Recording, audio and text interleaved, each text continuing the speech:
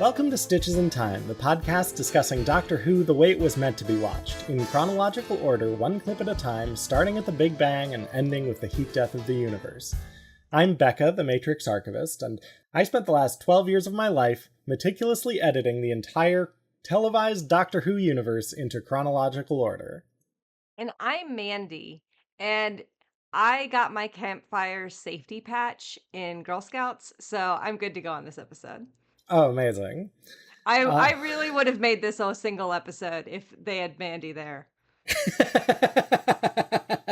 You would have just been like, boom, done.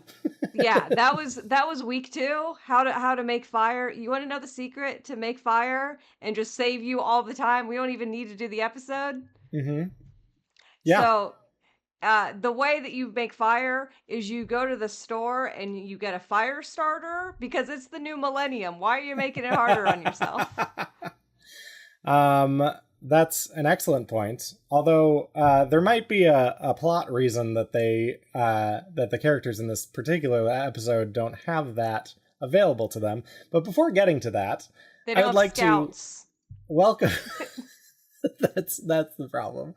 I would like to welcome back onto the podcast writer and podcaster and just delightful human being, Riley Silverman. Hello, I'm from the tribe on the other side of the mountain with skins on my feet. So, but I was promised. I said I would do this podcast if we didn't give them fire, and now Mandy has given them fire. So I do feel like I was brought on this show under false pretenses. So I don't know what we can do about that. But Riley, I do want to point out that we all have skin on our feet. Like, if you don't have skin on your feet, that is what I you wear. Should probably see a doctor. You know what? Good luck with that. Skin. Look at you, miss. I have health insurance through my job, and I can pay to go see doctors. I wear a lot of new boots, and I get a lot of blisters, and so the whole thing comes off, like, frequently. Yeah, Mandy, check your privilege. I spent a lot of summers in Florida, mostly barefoot, so I know what it's like to not have skin on your foot. It's a bad time. And now you're calloused forever, so it's fine. Your feet are encased in thick, hard skin. That's just evolution, baby. It is legally considered sandpaper. Just really save money on renovations. You have to take your own feet off at the airport. So for our listeners, if you couldn't tell by this very obvious thing we're talking about today an unearthly child. Not Are we though? Not really, though. We're talking about 100,000 BC. The year in which the adventure 100,000 BC takes place. Take me back to my ship, and I will make fire for you. All the fire you want. This is more of your lies. The old man cannot make fire. I gotta say, that child was very earthly. Everyone there is earthly. This is the first time that we've actually had human earth beings. It's a new thing for us. Like, this was the first time we got to see them. Last time we were checking in on Earth, it was just, I mean, we heard of dinosaurs. We never saw the dinosaurs. We just heard that they died. Yeah, this is the first time we're seeing humans in their natural habitat. Caves. Yeah. And yeah, caves. And where they the dark woods.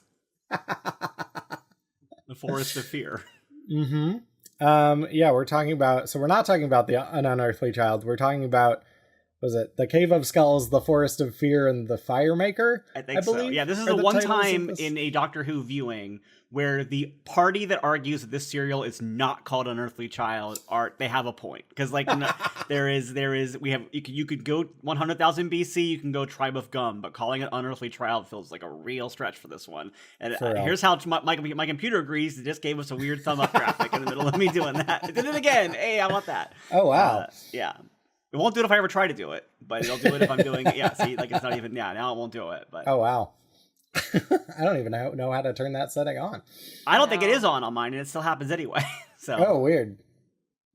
Well, yeah, and I'd like to also recommend our other guest, Riley's computer, who has lots of its own.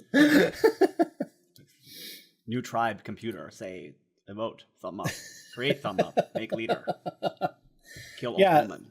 So, one of the reasons that I wanted to have you on specifically for this episode, Riley. Could you tell us a little bit, since you are a human being? Okay. How did you think your people were portrayed in this episode?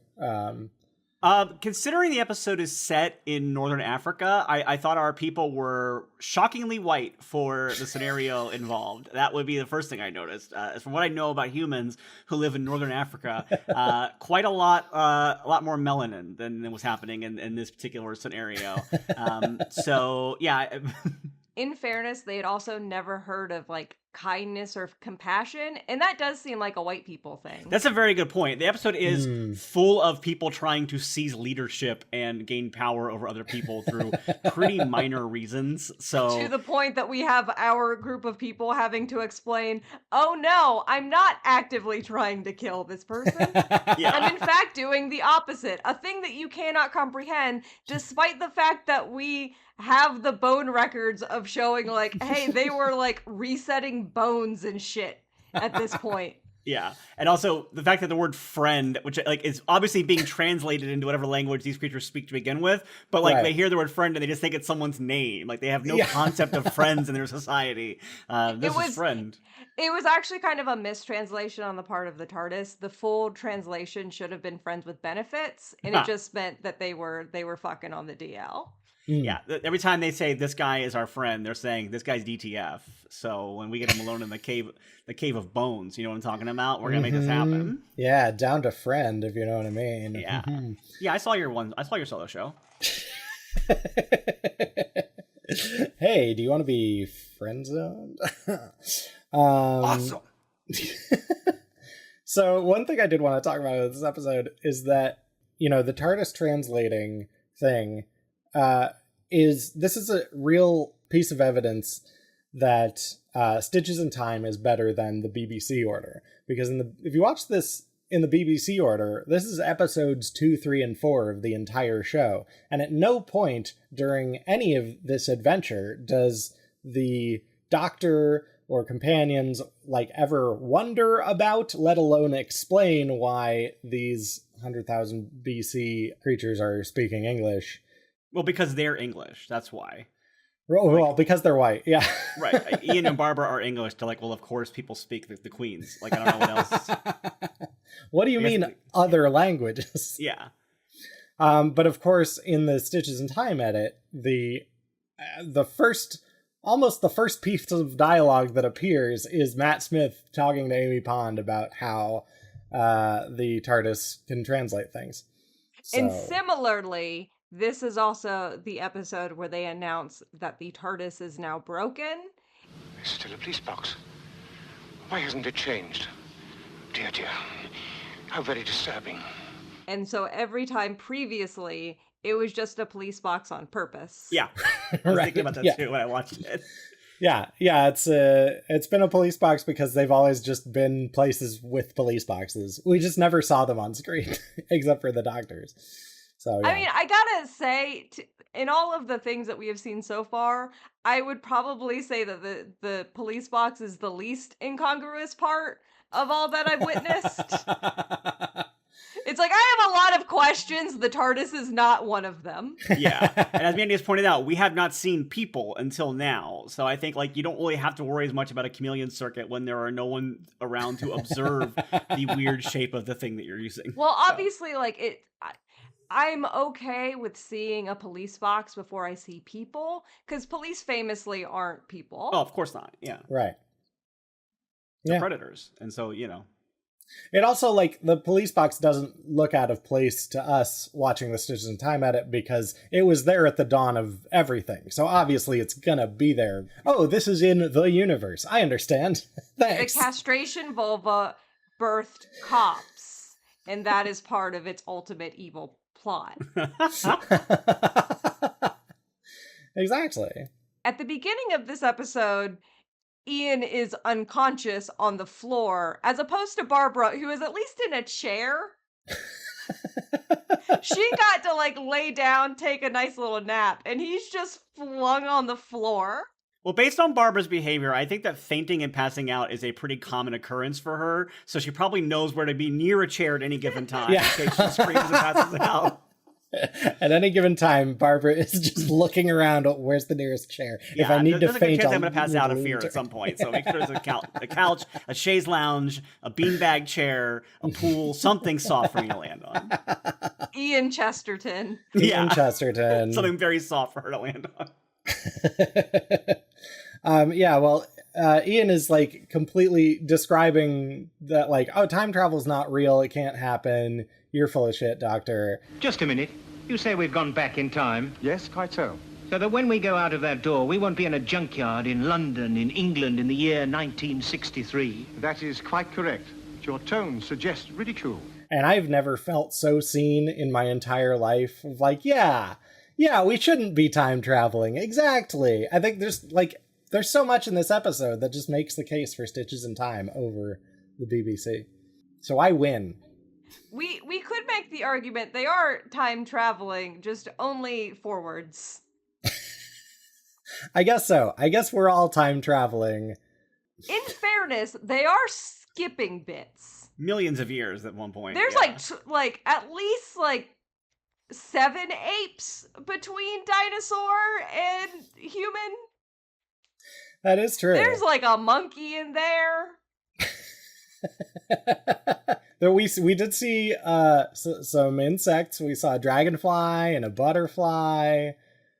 Of arguable size. of so many different sizes.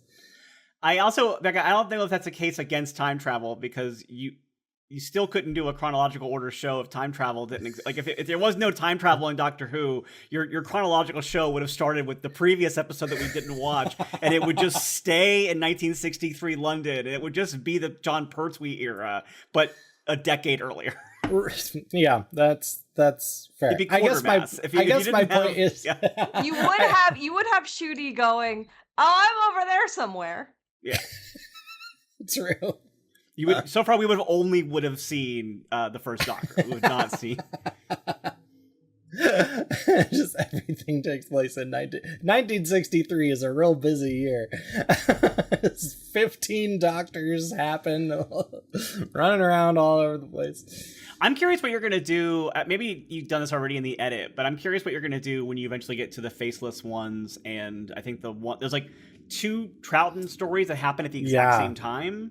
Like, are you going to split screen those like you did with Scaroth, or what are you going to do? No, well, because they don't take place at exactly the same time. They take place like right after like there's no TARDIS traveling in between them, but like the faceless ones ends, and then I think it's Evil of the Daleks. I think it's Evil of the Daleks. I just know Ben and Polly arrive in London the same day they left, and that's like they're leaving. Oh yeah. It's just a real busy day. It's the main thing. It's not unlike Tegan being at Heathrow the same day she was supposed to be arriving, and this works out great for me. Yeah. Or I mean, that's a thing with Amy Pond too, because there's just like a lot of just like, oh, the day she left with the Doctor is also the day that like the day before her wedding. Like it's all this like, but that's at least like a plot point, and then like River Song shows as the story goes in between there. Yeah. This episode makes me wish that I had a time machine, only because I want to transport myself back in time to never watch it. No, to go back in time to when they're filming all these scenes and these long like dialogues that are just about Orb and Gum and Za and leadership, and I just want to lean over to somebody and go, just so you know, this show's gonna run for at least 60 years. just letting you know that, and then just like walk away, get back in my time machine, and leave and never say anything. And people get like, what the fuck are you talking about? What did that pretty man mean by that? What did that man with tits mean when that person said? I'm not giving the 60s people. Maybe Waris Hussein. Waris Hussein might have gendered me properly. Verity Lambert probably would have too. But I don't think old Billy's going to be doing a lot of great. After everything I learned in watching Laser's show, A Shark Ate My Penis, people like sort of didn't really know that So I think if you show up with tits, it's just like, oh, you're a woman. I don't know. Also, if you look at people from olden times, like all of those women look like men. You know what I mean? It's not. Yeah, suck it, Barbara. Are we transvestigating Barbara now? Is that what this podcast is? I think we're just insulting her looks. I think we're just body shaming Barbara. I spent a lot of time thinking about credit toward Stitches in Time. We have had several episodes leading up to this. This and the BBC edit being your second, third, and fourth episodes of your supposed children's show, where it's just a lot of screaming and death. I would get into a time machine and be like, hey, the kids really aren't going to dig this. If we had a time machine, It is we could it fix is largely so much of boring, Doctor and when Who. it's not boring, it's very frightening. It's like thank goodness for the Daleks. Like it's really true when you watch this episode show. You're like, wow, it's also, this is a weird way to phrase this, but it's probably really good for this show that JFK got shot. So like that's also one of those things. Like, please don't isolate that to make it your soundbite to promote the show with. Riley Silverman, huge fan of the JFK assassination. You heard it here, folks. Yeah, but it is one of those things where like because of like all the weirdness that happened where they like postponed the show because of JFK, and then they re-aired it or something like that, and then like they also like the wild thing is that this is I don't know, did they reshoot this part or just the first series, the Unearthly Child part? I know they reshot the first episode, but I don't know if that means the entire serial or just that episode. I'm not sure. I'm gonna see if I can find out. I've only ever heard people talk about like the original script for the first episode, so it would make sense if they kind of just did that one. Yeah, and I think back then they kind of filmed these almost like a play, or they kind of just did like one episode Yeah, at a time. they did. That's why you have so many episodes, which you'll see as you come along these. I don't know when you'll get these in your timeline, but you have so many episodes in the first few seasons of this show where an actor is just on vacation, and so they're just not in the episode. Like the doctor is asleep in the TARDIS during the story, or like that kind of thing is happening. Or you get to like the Mind Robber, where they just like rearrange someone's face and have a different actor playing them for the episode. Yeah. I don't remember which episode this is in, but at one point I noticed it looked like the camera did like a very accidental pan over, and like it looked like somebody like bumped against the camera and then like had to point it back at the action, and it was just like, oh yeah, this is really like kind of shot live because they don't have the money not to do that. Yeah, they're not really doing editing, and you sure can tell. It looks like, I think it was just the first episode. That makes sense. Just an unearthly child. Not that is any clearer, but yeah. Like, a benefit to the Stitches in Time edit is that we already had Amy Pond self-cessed. The children have gone to bed at this point. We have been like, oh, time to turn the television off. Go brush your teeth, James. Yeah. Yeah, that's true. I mean, that probably, I don't know, the first hour, I mean, we just came back from San Diego HooCon where we watched the first hour of Stitches in Time as our panel, which was very fun, but... That sounds fun. The first hour is mildly for children. Yeah. Like, yeah, Susan's running with scissors, but that's, like, shown to be a bad thing, and what's a good thing is drinking your water and or milk from the machine. Yeah. The milk machine. The milk? The old milk. Someday we'll find out what was milked. I hope so. The orb. Because it was pre-cows. Yeah. It was pre-Earth. So there was not a cow to milk. Well, it's probably some weird Gallifreyan animal that wasn't what I'm looking for. Livestock, is what I meant to say. I'm going to say... my brain didn't want to say bovine. I'm like, it's not bovine because it's Gallifrey, so it would be livestock, I guess. I want to say it's a Zygon. I don't know. Why do you want to say that? Because you could probably get a bunch of different kinds of milk from a Zygon. I suppose you could. But still don't know why you want to say it. I really want it to be a Zygon. I got a thing. It's for a thing. Just let me have this, Riley. I watched this episode years ago, I briefly did a podcast that doesn't exist anymore for very good reasons, but we were watching through all of the original series in the BBC order, and I remember this episode very clearly, and I think I've thought in my mind that I have parodied it in my head, like how ridiculous the dialogue is in this episode. But no, everything that I thought was like mockable is 100% as extra as it actually really is. Like, it's just wild how often they talk about the orb, and they just talk about the old woman, and they have like these character names like Za, and it's wild just how far they go with it.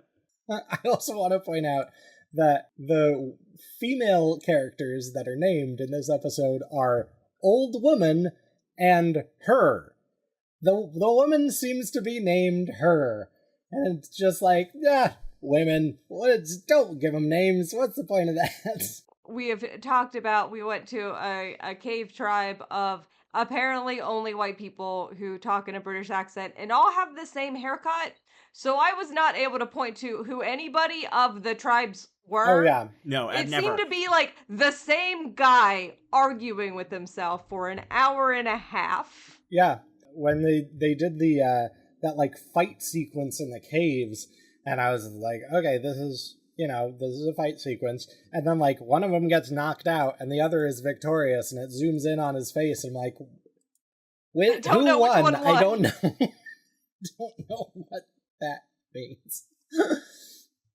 Yeah, and unless someone actively said the name of the person they were talking about, I didn't know that they weren't that person. Like okay, they would go like, oh, Za. Oh, that's not Za. Okay. So, at first, I'm like, are they just trying to get someone to get fired so they can cook a pizza? Like, we got the Za. We need fire for Za. There's meat. We have no meat. In fairness to this episode, I have been in like a nostalgic run of watching the same anime that I was obsessed with in 2016 for reasons that I can't quite figure out why in 2024 I'm trying to distract myself from the same news headlines that I was trying to distract myself from in 2016 and thus seeking the same comfort material. So weird. But I've been doing that, and that was also a show that had running caveman segments that were famously nobody liked. So I also had to like go in between the two of them. But there in this one, I feel like I recall like one of the things that they were arguing about was like, oh, you think because you're the leader, you get this special girl.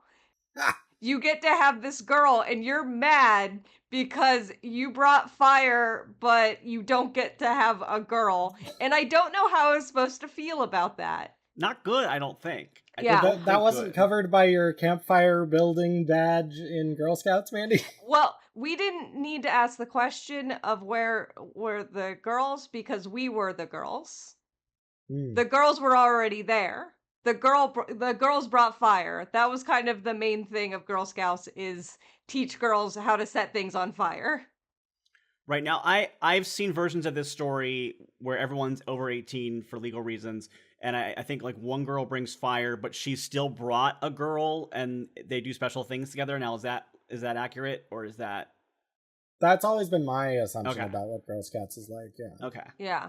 I really enjoyed the segment where they spent a lot of time finding different seashells and things to use as masturbation toys.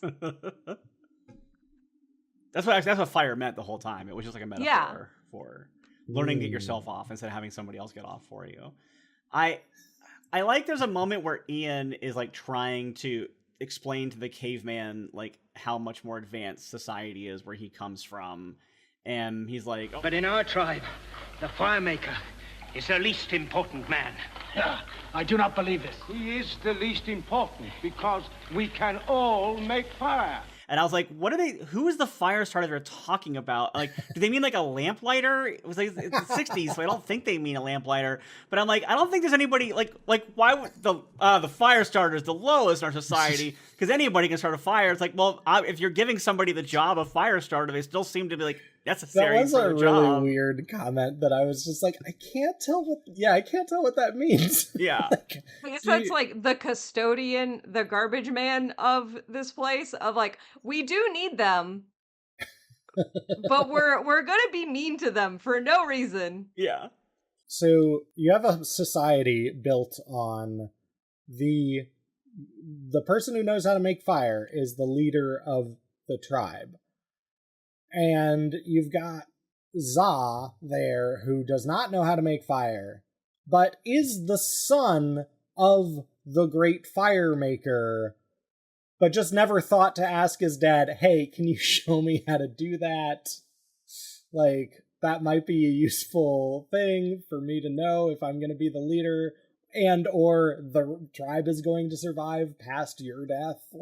Yeah. And his version of making fire was just to take some sticks and just like slowly roll them together in his hands, which I think particularly with the stress of, oh god, I have to make fire, is probably just making it sweatier.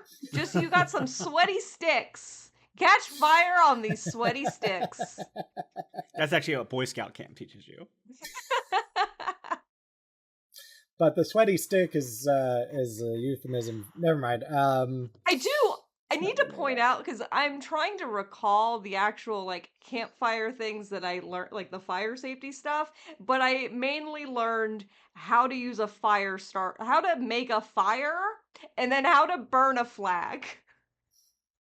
Burning a flag, like that was, we were regularly burning flags. Nice. And we learned like apparently there's a proper way to do it, and so I spent a lot of time confused when people were talking about like flag burners as like a bad thing. Like, no, that's what when the flag is old, you're supposed to set it on fire. Yeah. You set it on fire, you sing a song, and then you do a whole thing where you walk to the fire, you stare at it, and then you turn away and you just walk as far away from the fire as possible. Yeah. And then you sing a musical number about how it doesn't burn you and your heart is black, and then you go talk to the singing demon. Yeah, I got that. I really want to talk about how much the doctor wanted these cavemen to be left to die. Yes! Like, That the was doctor so is on intense. the same level of not comprehending human compassion. And I don't know if this was a thing of, like, again, in the BBC edit, they're trying to introduce that, like, the doctor is not a human. Like, oh, and you're just reeled down with death. Yeah. That's what's so wild about this era is the Doctor, like, was not the character we know of as the Doctor now. The Doctor was just a weird, cranky old guy who had a time machine. Yeah. And there wasn't, like, necessarily, like, where they were from or anything like that. And like, I think the idea was supposed to be that Ian was going to be, like, the hero character of the show. And then it just, because of the way the show kept going popularity-wise, and then, you know, William Russell left the show, like, now then the Doctor became the central character. And, like, you'll see... once you eventually get into like the actual, like this era of the show, that like you can see like a shift in the way the Doctor gets written over the course of like 2 or 3 seasons. It's wild. I do want that version of the show where just Ian Chesterton picks himself up off the floor every episode and be like, where the hell am I today? Yeah. It's just like, it's pre-Quantum Leap. He's in the same body. He does not know where he is. He hopes that this concussion will be the concussion that brings him home. Oh boy. Oh my god. What's the British version of oh boy? Boy, what's all this then?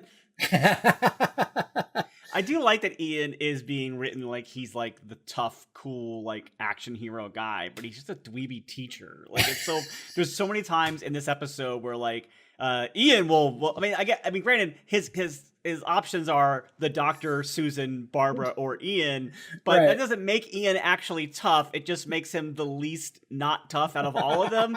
So like there's like a whole conversation about how, well, obviously the safest way to travel is to have Ian in the rear to be, but it's like, why? Yeah, what is Ian, that going to do for anybody? Ian, the strongest member of our team, is still probably weaker physically than any one of these cave people. Yeah, we've already seen him bite through a sweater or attempt. I don't think he actually managed to bite through the sweater. No, he can't even bite through a sweater. How are you supposed to? Well, that's good quality British wool. Of course you're not going to bite through that. I mean, come on. Let's not be silly. I do think it's really funny about, like, the Doctor's character is that if you watch this in the BBC order, like, they go into the TARDIS and they're like, this is insane. You're telling me that this is space and time machine, and the doctor's like, yes, want me to prove it to you? And they're like, I guess so, sure. And then they take them here. And then, again, this part's also not in this edit. It's because, well, it's where they're flying. But as they're on their way to their next adventure, the doctor's just like, oh, I can't take you home. I have no control over where we go. Well, what did you think was going to happen? It's like, I thought you had control. I thought you understood what you were doing. It's not unreasonable. Yeah. Which again fits now of like in the Stitches in Time edit, we have learned that just now the TARDIS is malfunctioning because we have been seeing it work chronologically the whole time. True. And now it is breaking down. And I imagine it's something to do like with the confluence of time and humanity and the BBC putting like the start of humanity is the start of Doctor Who, when obviously there was an entire universe and there's been all these episodes that we've done that were the real start of Doctor Who. And just having to manage all those things, the TARDIS is just breaking down and now it has to always be cop box. I liked that when they got to the past and they were like the first conversation about time travel, the doctor, I never noticed this before, but the doctor goes, oh, the yearometer says it's 100. I'm like, I've never heard that described as the yearometer before. And I was like, that's the word you're going with? Yearometer? We've left 1963. Oh, yes, undoubtedly. I'll be able to tell you where presently. 0, that's not right. I'm afraid this yearometer is not calculating properly. You said yearometer. Great news. They probably will not go for it ever again. You mean the clock, doctor? You mean the even chronometer might have sounded better than yearometer. The yearometer, which he also does say is at 0, even though this is 100,000 BC. So maybe he doesn't use the birth of Jesus Christ, our Lord and Savior, as the start of everything. Sorry, Riley. Why are you sorry to me? It's fine. It's your soul. If anything, this is really an episode that shows me that the Doctor is not to be trusted. Is at the same level of caveman as, what are you doing? This person is injured. Clearly we should just let them die, or else they'll kill us first. So who is the caveman and who is the man? This is just the evidence of the Doctor needs Jesus. He finds Jesus through this episode. Castrovalva. A thing I have never seen, will eventually see, and everything I say will be proven correct. We're watching it fairly soon, and I hope that after we watch it, you will never say it again. We pop in the Becca, biggest bottles when Castrovalva's confirmed. You know that's not going to happen that way, that's right? True. Like, I want you to know that there's no way that's how that ends up. Let me have some glimmer of hope. It just caught me doing this, and it still did the thumbs up. That's Zoom telling Mandy, I see you. Mandy, I know. Becca's we wrong. know the truth. Yeah. We're Castrovalva truthers. Mm-hmm. Mandy tells it like it is. Jet fuel cannot melt teeth. The film.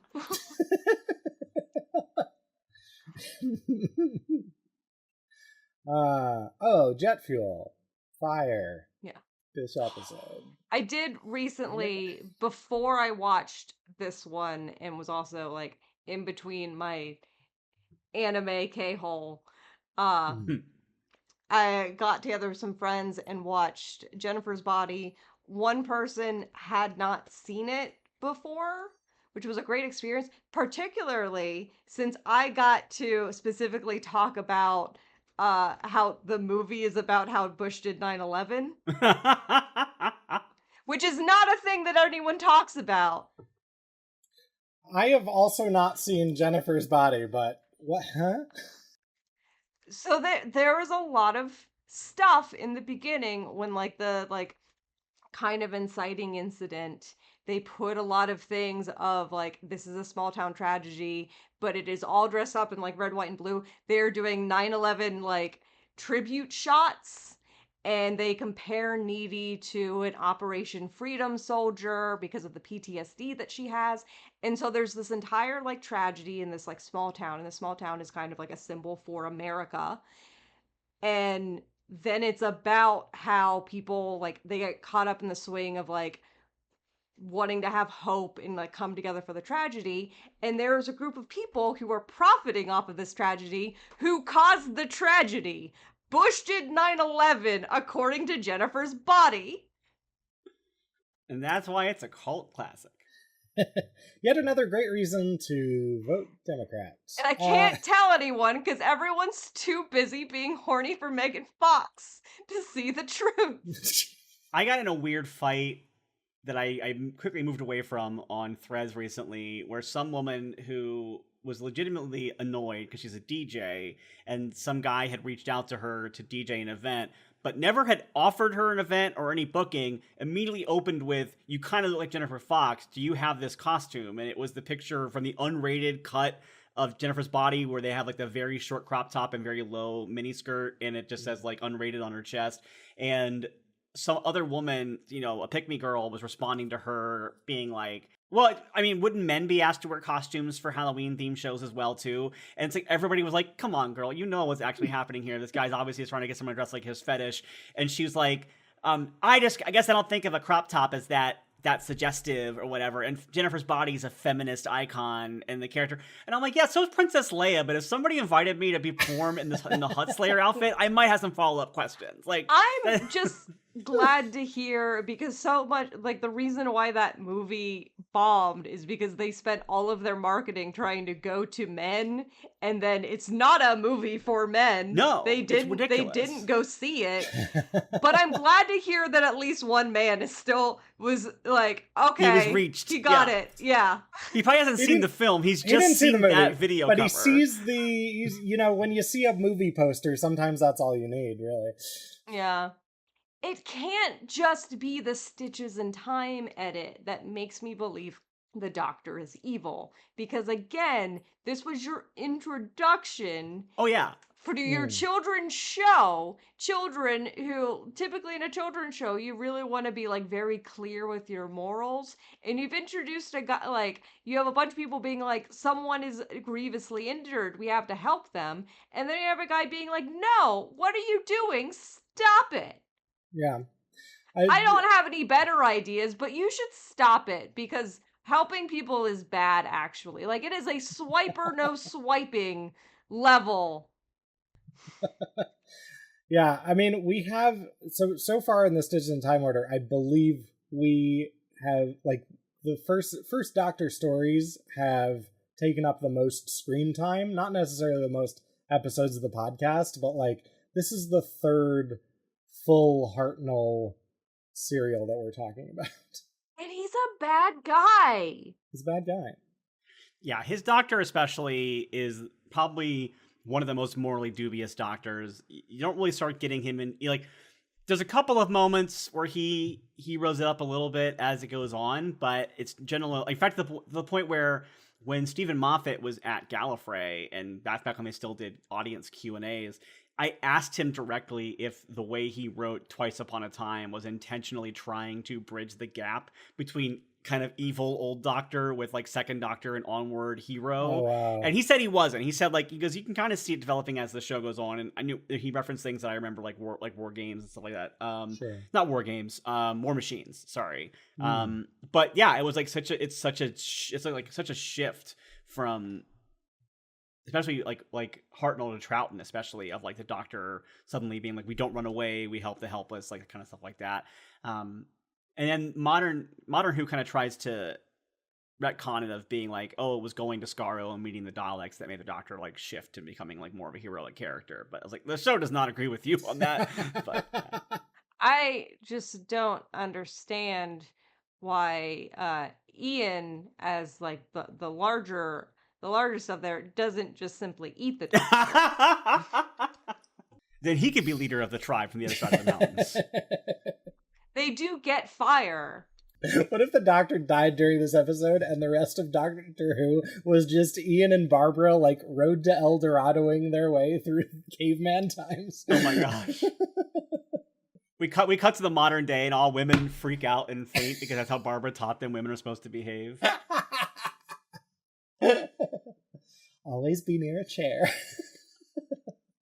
Also a Girl Scout patch. Yeah.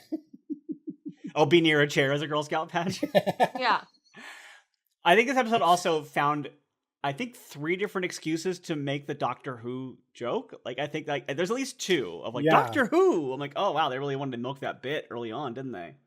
Oh, it just has a bit where they're like, oh, it's Dr. Foreman. And they're like, no, it's not Foreman. But, like, you have no reason not to think that. I would just be calling him Dr. Foreman the entire time until he explicitly tells me, like... What concrete evidence would satisfy you, Just open the doors, Dr. Foreman. Eh? Doctor Who? What are you talking about?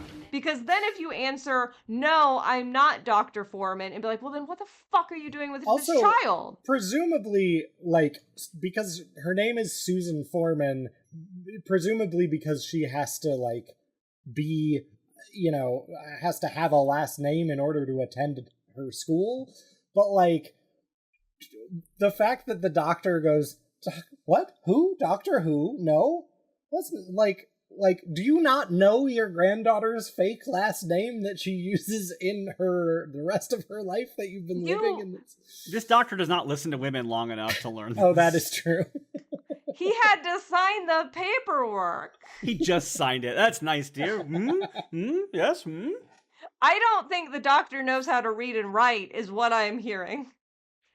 I mean, if you've got a magic box that translates everything you do into your own language, maybe not.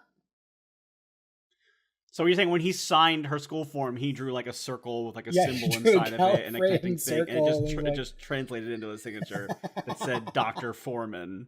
Yeah. I think whenever somebody talks to the Doctor, the TARDIS translates it as like a Looney Tunes sketch where he can just comprehend what they were saying through there. So it's a Waffle House menu of whatever he needs to have happen. It's like a picture and a lady who points at the thing that they need him to understand. And he's like, Pet the bunny!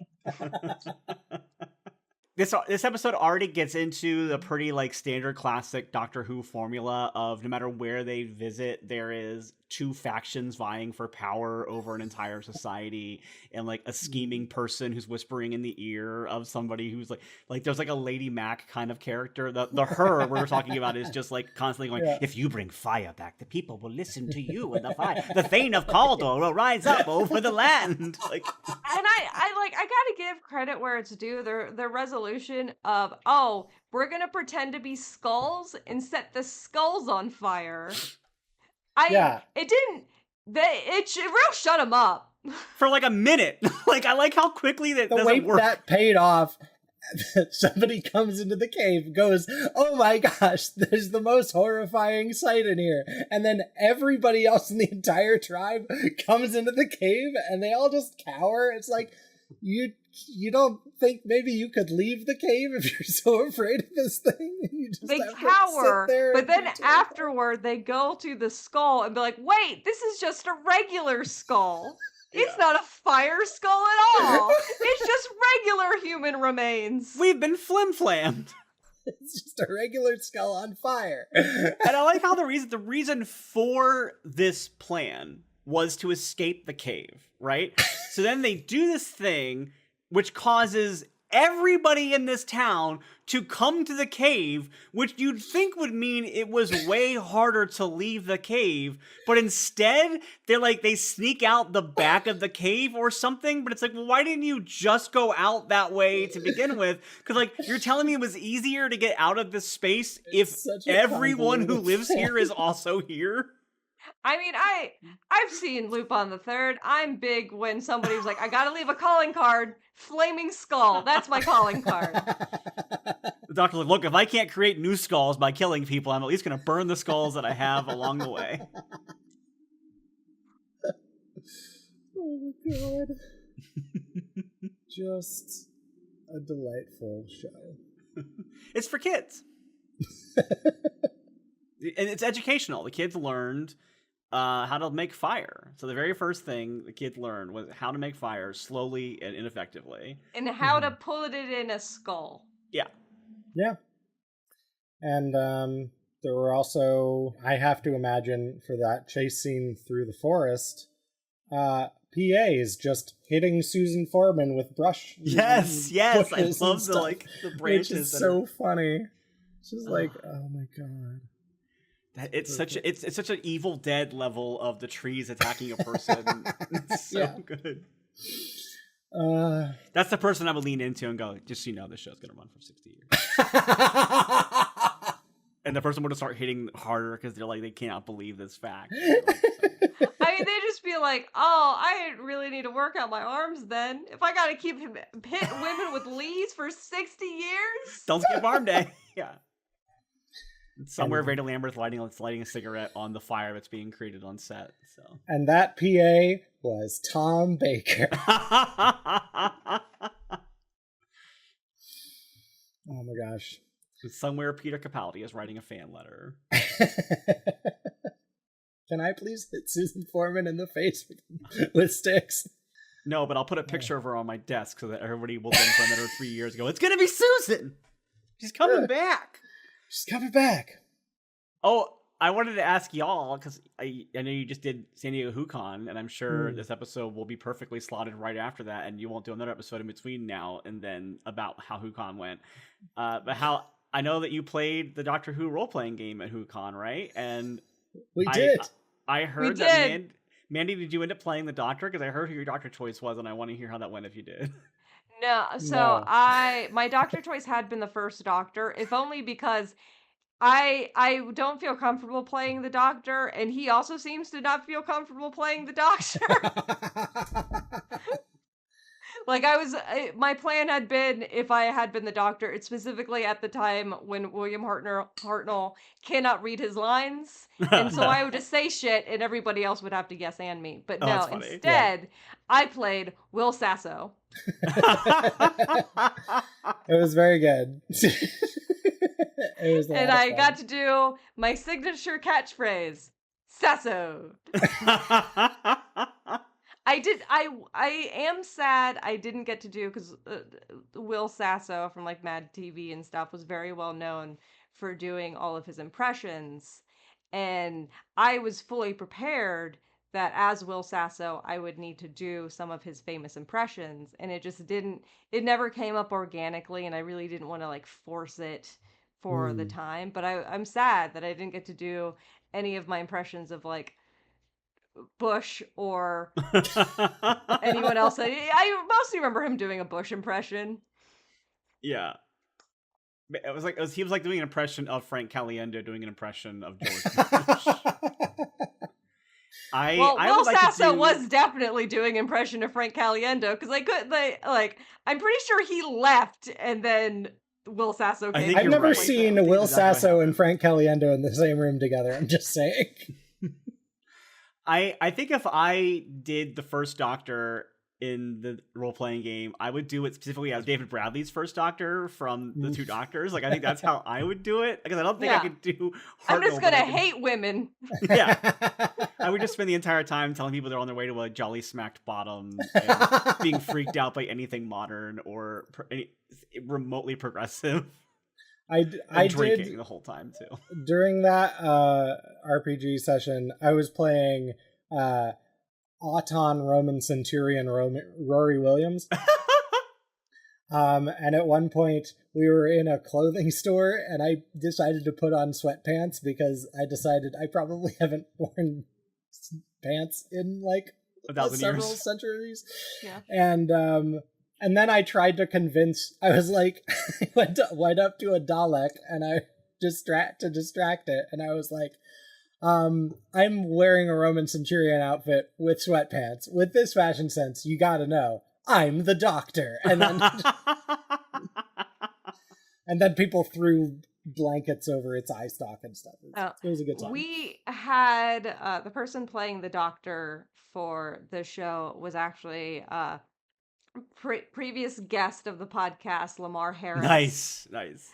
Who has watched one episode of Doctor Who? He's watched Jodie's first 3 episodes, he's watched Rose, and he's watched 2 clips of Stitches in Time that he had to watch for this podcast. Yeah, I heard his episode where he was talking about not understand, like the master in the Jodie costume and being like, there's an evil doctor and the companion throws them onto a planet.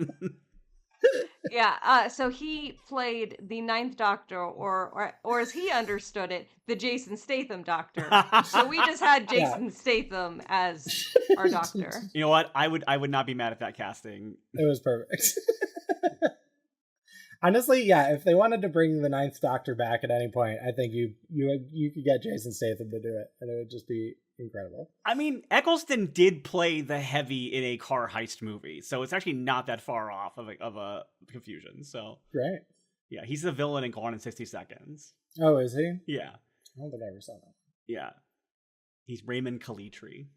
Yeah, San Diego WhoCon was super fun. We had people show up to our Stitches in Time panel, which was amazing. We had a lot of people. It turns out people just like to watch Doctor Who. Seems weird. It was a surprising thing. It was also funny because I was like, okay, we'll do like a live commentary on the first hour of it, and most of the because we basically had to start it at a certain time in order, so but like people kept trickling in late, so we kept having to re-explain the premise of what we were doing. They're like, hey, you think that you're watching this episode is going to end a lot sooner than you think, and the next episode is going to be a little bit of a surprise. It was a lot of fun, and I hope we got to do more panels at more times. Very fun. Yeah, it was very good. Like the amount of people who Becca kind of having to introduce this whole concept because she has boiled all of the frogs that are her friends into we just accept this is a normal thing for a person to do. Yeah. And to have an entirely new group of people being like, wait, you did what does that mean? What is that chronological? What does that mean? What? Yeah. Now I finally got to show it on a projector in front of people. There's a lot of it though. So what? How do you do all of it? Like I get that like the 60s stuff happens in the 60s. Yep, it's 21 days long, and it's honestly, and Ben kept bringing up how it's like a great thing to like have on in the background while you're doing work or whatever. But it's also great to enjoy as a 21-day long film. Yeah. I don't understand the problem there. It's just like watching the extended cuts of Lord of the Rings. Like, why would you watch the regular version if you have this one available? It's weird for me because it's like, it's one of the first things I ever learned about you when you became a person that was in my life, because you were dating a friend of mine, and that's how he like described you to me when I first, because he knew that I was a gigantic Doctor Who fan, and he was like, oh yeah, this girl I started seeing has edited Doctor Who in chronological order, and I was like, why? That was like my immediate reaction. Hey Riley, that was the correct response to that, by the way. We always get people who are like, oh yeah, I've like thought about doing that with a spreadsheet, and be like, did you miss the part about 12 years? Did you miss the part about 12 years? Or there were like, there's a lot of people who have independently done like the River Song chronology. Yeah. And I'm pretty sure, like, I get it if you want to do it. Like, I love making a puzzle, and I know fundamentally a puzzle is putting together a picture that already exists. It exists on the box. Sometimes they'll give you a poster with it. So I don't need to do the puzzle for the sake of seeing the picture. It's just for the sake of the puzzle. Yeah. But people have done the River Song chronology. That's like a thing that you can pretty easily find. Yeah, true. This is insane. There's a recent episode of Agatha All Along that also is told out of chronological order, but told through the point of view of the character who is going through the time jumps. And somebody on TikTok edited that episode together into her point of view. And so not her point of view, into the point of view of characters that are around her. So now you see it, how it happened chronologically. And so like, like this is where she is now, what this feels like to anybody else witnessing it instead of her. And I took a link to that. I sent it to other former guests of the show and mutual friend of all of ours, Dan Peck, and I called it Stitches in Magic. Like that was the amazing. Hopefully by the time this comes out, I didn't just spoil the weird premise of that episode, but it's pretty clear early on what's happening. So hopefully it doesn't. Yeah. If you haven't had it spoiled by everyone on TikTok that you follow that watches that show, I don't know how I'm the one that did it for if you are spoiled by this information, then Disney has already probably canceled the show because you didn't watch it, and that you need to watch it in like the first 48 hours for it to count. If you were spoiled by the idea of a Marvel show having time travel in it, then you're dumb. You're just dumb. I'm sorry. Amazing. Do we have anything else about these cave folks? No, I feel like the Hieronymer has already gotten down to 0. So you can't give me like 14 of the same guy and expect me to care. Yeah. This is definitely also like the early era of the show where the concept of like we can't ever interfere with or try to affect the society that we're at in any way is like still like not quite as clear as it is in the Aztecs, where like they're like we can't mess with anything. Right. We have to let things play out how they're going to play out. This one, I think even with the Aztecs, they kind of fail at that plan, and that kind of tends to be the thing going forward. But there is definitely this version of the Doctor is more just like, no, I'm just going to kill whoever makes my life at all inconvenient. And, yeah. I've talked a lot about how my kind of origins with Doctor Who were I got in during the Tumblr era of it, and a big reason why is because I was previously like in middle school and high school, I was a big weeb. I was like super into anime, and I was like kind of getting bored with it because like I know the tropes. I know that guy is going to trip and fall into that girl's titties and she's going to scream. And it's just like, it gets old after a while. And I watched Doctor Who to kind of have a refreshing take and then ran screaming back into anime. And this was just really kind of a reminder of like, yeah, that's why you did that. Yeah, because I've talked to people over the years who want to like get into Doctor Who, and there is like this mentality of, well, I need to watch it from the beginning, and not in Becca's version of that, but like in the BBC's version of that. Right. And I'm always like, do you though? I'm always like, I don't think that for modern people who've never watched the show at all, the best way to watch Doctor Who is to start from the beginning of the 60s version. I think that like if you watch the modern show and you absolutely love it with a passion and you want to see more, then maybe you can go back and watch Classic Who. But Classic Who is such its own little beast, and you really have to like specifically want to be watching a 60s television show, especially to get into it. Kind of the thing of when I got into it, and like people would talk about watching the classic show, and they all agreed, don't watch it from the beginning, but also would not clarify where you should start. They're like, just start anywhere else. Just pick some place and be like, I don't know I don't have an option of start somewhere else. And granted, now, because of who I am married to, I have someone who they know, you've taken like 2/3 of an edible. It's time to watch The Five Doctors now. Yeah. And that's what you need to do. You need to get somebody who both knows you and knows the show and knows exactly how much of an edible you have taken. And then they just put it on. Yeah. Because that's the thing about the classic show is I think the reason why no one can give you that answer is because there's not one. Because the show it's so wildly different from era to era, and it just shifts so radically, and each Doctor is so wildly different, and then whenever like a new like producer takes over the show, it becomes so wildly different. Like if you ask me about Doctor Who and like I'm like, I don't know, do I recommend a Robert Holmes story to you or do I recommend a Bidmead era story to you? I never would, by the way. But like, and like for me, people who like modern Who, and I find out like what I tend to do is find out what they like about Modern Who, and then I try to tailor an era or a point to them for that. Like, if somebody really likes the spooky, scary episodes, I recommend like early mid Tom Baker, when there's a lot of like horror inspired things, like kind of pre-Romana, like back when it's still like the Leela era of Tom Baker. And obviously for Mandy, I would never recommend anything from the entire 7 years of Tom Baker. But yeah, like there's also like, oh, if someone like kind of likes when the Doctor is a little bit darker and mysterious, okay, then I'm gonna recommend a Sylvester McCoy thing for you. I like when the Doctor's a total dick. It's either gonna be Hartnell or Colin Baker. You know, it's like that kind of thing. My recommendation is to give someone 2/3 of an edible, put on the 5 Doctors. If they like one of those 5, then that's your answer. If you don't, then have that one episode where Ace the actor playing Ace drowns, and start there.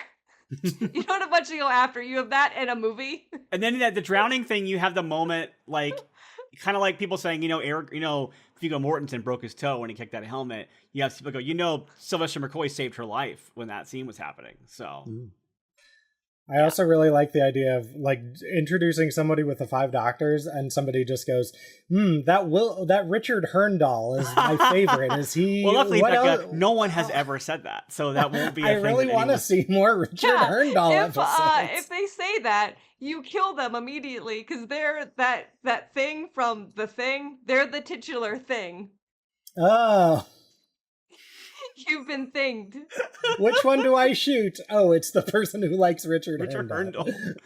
You put Richard Hurndall and William Hartnell together in a room, and you're like, I can't tell them apart. Which one's the real one? I don't know. Which one wants me to smash a caveman's head in with a rock? I've solved caveman politics, and now I'm here to solve the movie The Thing. Now I really want to make Richard Hurndall, William Hartnell, and David Bradley into the Spider-Man meme where they're just pointing at each other. So you mean you want to put David Bradley alone in a vacant lot with a van and pointing at nothing? Oh. Riley, where can people find you on the web, and what do you got going on these days? You can find my writing on D&D Beyond. I did a lot of coverage this year for all the new D&D 2024 source books. And there's this podcast that I do. I don't think anyone who's been on your show has ever mentioned it, but it's a role-playing game podcast called Good Chaotic. Ooh, and we've been doing it now for, I think by the time this dropped, mid-November, we dropped our first episodes in October, so we got about a month of episodes out at this point. And we've recorded up through, looks like March of next year so far. So we're really cooking with gas on it. And I'm having an absolute blast doing it. So voices you have heard on the show, obviously, Ben Padden and Michael Nixon and Dan Peck and our friend Joe Kate Lay are doing this show. And it is optimistic sci-fi. It is a band of good-hearted thieves doing time-traveling heists to benefit the society that exists at the end of the universe. And it's very fun, and we've had a lot of fun doing it, and I'm playing just a completely disaster lesbian kind of character, and it's very fun to play as her. So I'm having a lot of fun with it. And yeah, we're still in the middle of our second serial for that, which we have now gone... I think we're 6 episodes deep into it, and we're still going with it. So it's going to be interesting to see how long that particular arc goes on. But it's been very fun, and we've had a lot of like very fun gay panic moments and weird violence and things like that. So check it out. We have Patreon for it as well. And obviously, if you like this show, we also have 5 years of a Doctor Who role-playing game called The Game of Rassilon that you can now listen to in its entirety. And both of these co-hosts have been on it as guest characters. Next episode, we're talking about, once again, Mandy's favorite Doctor, and an episode that we've seen part of before, City of Death. I saw that clip. Oh, I mean, this does mean that I get to see Romana at least? No, but also you won't actually have... You also don't won't actually see have Tom to Baker. see Tom Baker, so... Okay. You also won't see a complete sentence, so that helps. I'm just gonna see that damn dog. I forgot that I was watching the Stitches edit when I was watching the episode, and so it's suddenly like dramatic because like you cut out the TARDIS scenes, right? So yeah, like they went into the TARDIS and suddenly it was like what just happened? Amazing. Yeah. All right. See you next week, everybody. Bye. New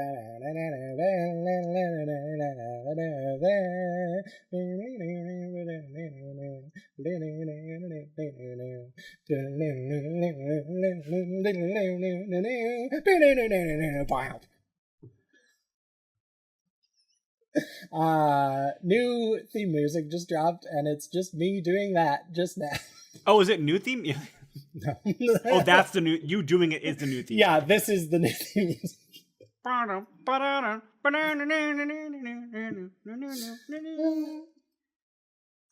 Anyway, we can stop recording. Thanks for listening to Stitches in Time. Music by Becca the Matrix Archivist. Art by Mandy Akenda. Logo by Ben Padden. Email us at matrixarchivist@gmail.com.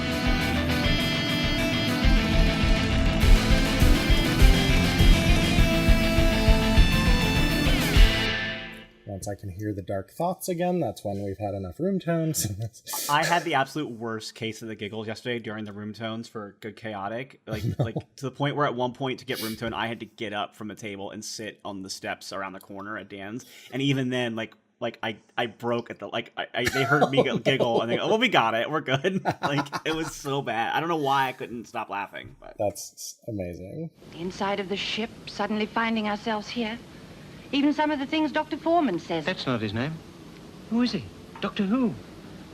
Perhaps if we knew his name, we might have a clue to all this. Also, the beginning of this episode, Ian is very upset about the idea of time travel. Becca, you just named every Ian story in Doctor Who, so I need you to be Ian a little more is specific. upset. The beginning of this episode, Ian is very upset about time travel. Time doesn't go round and round in circles. You can't get on and off whenever you like in the past or the future. Really? Where does time go, then? It doesn't go anywhere. It just happens and then it's finished. What happened to your screen there, Riley? That was... I don't know. You had anime sparkles. Oh, did I really? Yeah. Yeah. It also does if you do the heart Someone hands, reached your sometimes it'll dokies. do that. Oh, wild. I don't know how to turn it off. I'm just a magic girl. I thought for a second that you were thinking about your biological mother who abandoned you at a church on Ruby Road and just started snowing in your apartment. Yeah. And then I will completely forget that my adopted mother exists and raised me for 18 years of my life. And I'll just I'll sit on the other couch away from her and cuddle with my real mom. Wait, that seems inappropriate. Doctor Who's a flawless show with no problems at all. Sure, of course. I didn't say it wasn't. Great. I said it wasn't. But everything, The only flaw is that it's not in the right order. That goes without saying.